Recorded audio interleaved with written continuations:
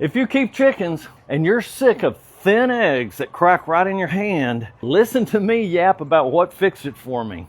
So for like a year, I was dealing with the thinnest shells you've ever seen. Like, I'd go collect them and they'd literally sometimes have already cracked from just bumping into another egg. I'm sure y'all seen that. And everyone in my groups was like, add more oyster shells, switch to higher calcium feed. Well, yeah, I did all of that, like religiously actually. I had oyster shell out 24/7 and I switched feed twice. The shells were still paper thin every single morning. And honestly, it was so frustrating because I'm doing everything everyone else is telling me to do and nothing is changing. I'm losing eggs every week because they're cracking even before I can collect them. I even stopped giving them to my friends and neighbors because I was so embarrassed they'd break in the carton. And I'm thinking, am I just a bad chicken keeper? Or is this just what chicken keeping is? Because nobody in my groups had an actual answer that worked. And then someone actually explained it to me and I was like, oh, because it's literally so obvious when you hear it. So basically, calcium has to pass through the gut wall to get into the shell, right? That's how shells are made. The chicken eats the calcium and it gets absorbed through the gut lining and goes into making a hard shell. But if parasites are sitting on that gut lining, stealing all that calcium, it goes in one end and right out the other. She's eating it every day, but her body isn't absorbing any of it. It's like pouring water in a bucket with a hole in it. So think about it, right? I was adding more and more oyster shell, thinking she needs more calcium. But the calcium was never really the problem. She was getting plenty of that.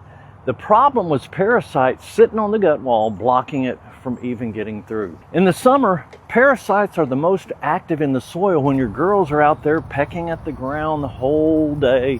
They get a load of them, and those parasites attach to the gut lining and physically block the calcium from being absorbed. So it doesn't really matter how much oyster shell you put out. If the gut can't absorb it, the shells stay thin. So the girl who explained this to me, she said, what you need to do is sort out the gut because that's where everything's going wrong. She said she'd been having the same exact issues when she started out chicken keeping until she found out this chili mix in one of her Facebook groups. And I'm thinking, chili in the summer? That's crazy. Turns out though, the chickens can't taste the spice, so it doesn't affect them. And apparently one of the ingredients in this makes the gut somewhere parasites do not want to be. Honestly, I started expecting nothing because I'd already tried everything else, right? But literally within like 2 weeks, the shells just started getting harder, like noticeably harder. I picked up an egg one morning. I went to crack it for breakfast and actually had to tap it several times properly to get it to crack. And I was standing there like, what? And the one thing that gets me is I spent a whole year adding more calcium and switching feeds and losing eggs in the nesting box. And all I actually needed to do was support the gut. So 1 scoop every morning, just like that.